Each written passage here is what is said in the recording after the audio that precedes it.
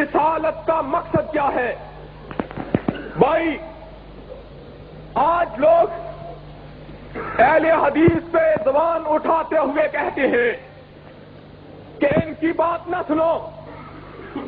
یہ گستاخان رسول ہیں۔ بھائی ہم کسی کی زبان پہ پہرا تو نہیں لگا سکتے، لیکن ہماری زبان سے سن لو کہ ہم نبی کی شان کے بارے میں کیا عقیدہ رکھتے ہیں، اور عقیدہ کوئی اپنے گھر کا بنایا ہوا نہیں، بلکہ ہمارا عقیدہ وہی ہے جو کہ نبی کائنات نے فرمایا لوگوں، ایک دل میں بات یہ بتا میں لیٹا ہوا تھا، میرے پاس 2 فرشتے آئے، ترازو قائم کیا گیا، ایک پلڑے میں مجھے رکھا، دوسرے پلڑے میں ایک دوسرے آدمی کو رکھا گیا، میرا وزن بھاری رہا، پھر میرے مقابلہ میں 10 آدمیوں کو لایا گیا، تب بھی میرا وزن بھاری رہا، پھر میرے مقابلہ میں 100 آدمیوں کو لایا گیا، تب بھی میرا پلڑا بھاری رہا، آخر میں میرے مقابلہ میں 1000 آدمیوں کو لایا گیا، فرمایا میرا بوجھ پھر بھی بھاری رہا۔ پھر ایک فرشتہ دوسرے کو کہتا ہے، ارے وزن تو امام کائنات کا کرتے ہو اور بات جن کے ڈالتے ہو، سن لے، لو وزنتہ بامتی لرجحاہا، اگر آپ کا مقابلہ میں پوری امت کو لے آئے تب بھی محمد کا پلڑا بھاری رہے گا صلی اللہ علیہ وسلم۔ لا يمكن الثناء كما كان حقه بعد از خدا بزرگ توئی قصہ مختصر۔ پھر اس نبی کی رسالت سے پہلے اللہ نے جتنے بھی رسول اللہ کو مبعوث کیا، اللہ نے کسی نبی کو ایک بستی کا نبی بنا کر بھیجا، کسی کو 10 بستیوں کا نبی بنا کر بھیجا، کسی کو ایک علاقے کا نبی بنا کر بھیجا، کسی کو 10 علاقوں کا نبی بنا کر بھیجا، لیکن جب ہمارے آقا کے سر اقدس میں تاج نبوت رکھا تو آسمان کی آواز آئی، وَمَا أَرْسَلْنَاكَ إِلَّا كَافَّةً لِلنَّاسِ، اے نبی ہم نے تجھے ایک بستی کے لیے نہیں، 2 بستیوں کے لیے نہیں، 10 بستیوں کے لیے نہیں، بلکہ پوری کائنات کا امام بنا کر بھیجا ہے۔ اور جب یہ نبی اتنا عظیم نبی کہ جب اللہ نے اس کے سر اقدس میں تاج نبوت رکھا، اللہ کا پیغام لے کے کوہ صفا پہ گیا، کہا لوگوں کو آواز دی، لوگ جمع ہوئے، کہا لوگوں اگر میں کہوں کہ اس پہاڑ کے پیچھے ایک فوج ہے جو تم پہ حملہ کرنے والی ہے، کیا تم اس کو مان لو گے؟ کیا کہتے ہیں؟ جواب ملتا ہے کہ اے نبی، ابھی نبی تو نہیں مانتے، لیکن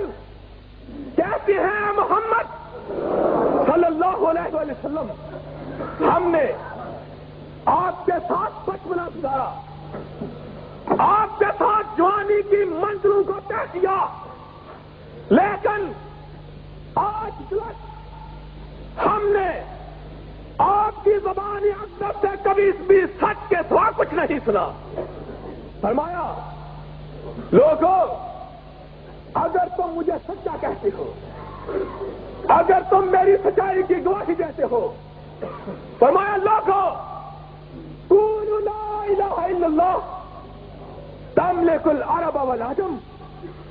اس بات کی گواہی دے دو کہ اللہ کے سوا کوئی مشکل کشا نہیں،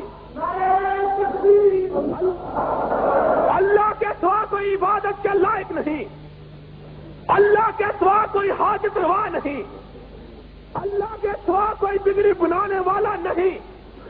اللہ کے سوا کوئی مختار کل نہیں، جو ایک لمحہ پہلے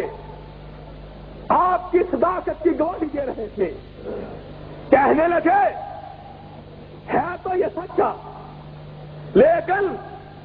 پتہ نہیں آج اس کا دماغ چل گیا ہے، نعوذ باللہ، پتہ نہیں آج یہ ہم پہ جادوگری کے کچھ کراتب دکھانے لگا ہے، نعوذ باللہ اس طرح کی باتیں کرنے رہے۔ اور وہی لوگ جو آپ کو چاہنے والے تھے، اللہ کا پیغام دینے کی وجہ سے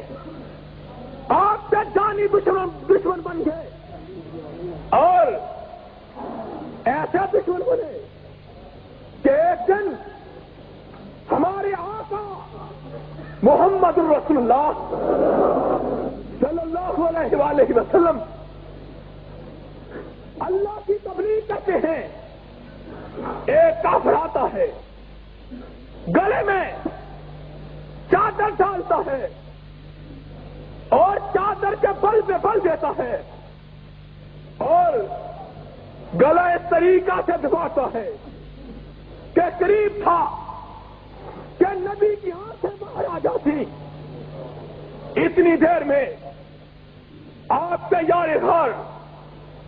حضرت ابوبکر صدیق رضی اللہ تعالیٰ عنہ تشریف لاتی ہیں، کہتے ہیں اتقتلون رجلا ان یقول ربی اللہ، او ظالمو اس کو اس لیے قتل کر رہے ہو کہ اس کا یہ گناہ ہے کہ یہ کہتا ہے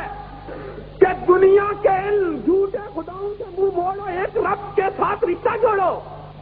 کیا اس کا یہ جرم ہے؟ اس کا کیوں قتل کرتے ہو؟ اور جب یہی نبی اللہ کا پیغام لے کے طائف کی بستی میں پہنچتا ہے، لوگ ان کا استقبال نہیں کرتے، اور لوگوں نے دروازے بنائے، لوگوں نے اپنے ہی جلوسوں پہ پھول نکھاور کیے، لیکن یہ کیا نبی تھا، یہ کیا استقامت کا پہاڑ نبی تھا کہ اس نبی پہ پتھر برسائے تھے، کتے پیچھے چھوڑے تھے، نبی لہو لہان ہے، لہو سے آپ کے جوتے بھر جاتے ہیں، نبی کائنات کا انگ انگ آپ کے جسم کا ایک ایک حصہ زخموں سے چور چور ہو جاتا ہے، نبی کائنات چلتے چلتے پیچھے کتے، ان کے پیچھے لڑکے جو پتھر برسا رہے ہیں، میرا نبی اکیلا ہی زخموں سے چور ہو کے گر پڑتے ہیں، اور ایک روایت کے مطابق فرشتے آئے، کہنے لگے اللہ کے رسول اللہ سے کہیے تھا، اللہ ہمیں حکم دے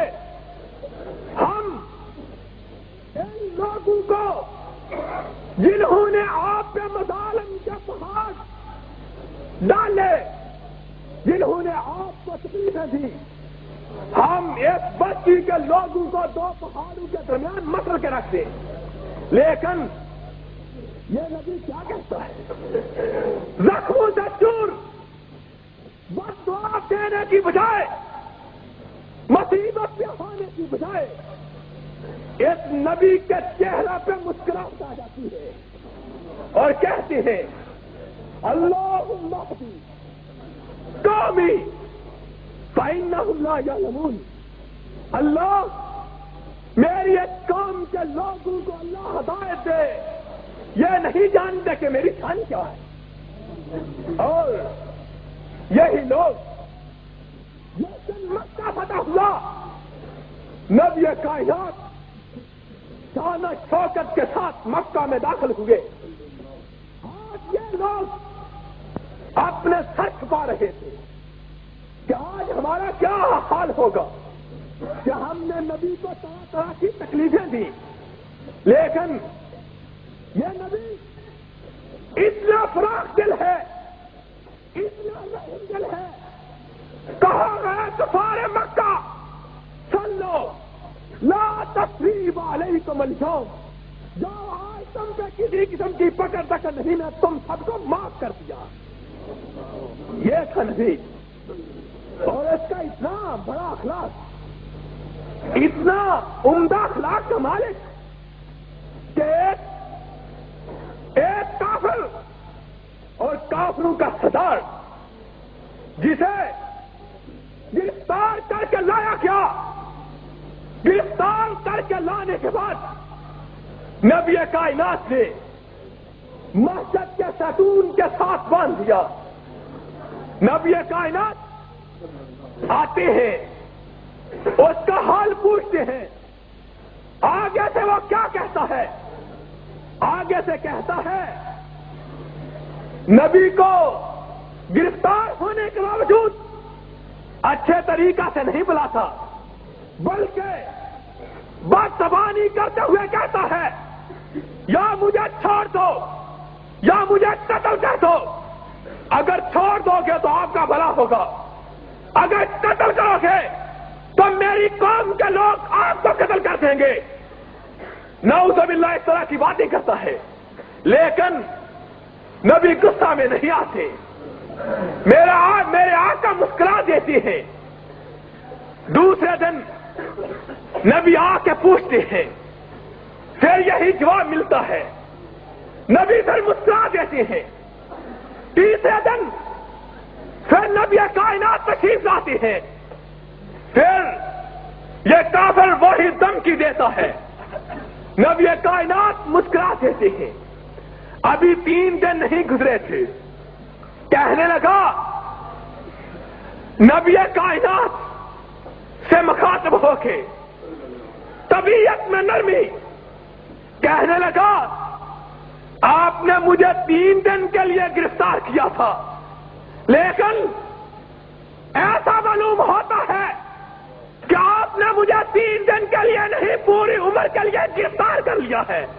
کہ مجھے کلمہ پڑھا دو. نبی کائنات کلمہ پڑھاتے ہیں، اور یہی جو 3 دن تک آپ کو دھمکیاں دیتا رہا، یہ تمام آج کلمہ پڑھ لیتا ہے اور مسلمان ہو جاتا ہے. پھر خود مسلمان نہیں ہوتا، اپنی بستی کے لوگوں کو بھی مسلمان کرتا ہے. میرے نبی کا یہ اخلاق، اور میرے نبی اتنے رحم دل کہ سیرت کی کتابوں میں ہے کہ عید کا دن تھا، لوگ چل رہے تھے، عیدگاہ کی طرف نکلے، راستے میں دیکھا کہ ایک بچہ رو رہا ہے، کپڑے پھٹے ہوئے. آپ نے پوچھا یہ بچہ کون ہے؟ لوگوں نے کہا اللہ کے رسول یہ یتیم بچہ ہے، اس کا کوئی سرپرست نہیں. آقا دو نام محمد الرسول اللہ صلی اللہ علیہ وسلم آگے بڑھتے ہیں،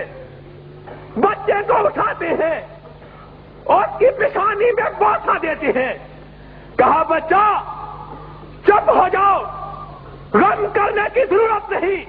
جس کا کوئی سرپرست نہیں اس کا محمد سرپرست ہے صلی اللہ علیہ وسلم.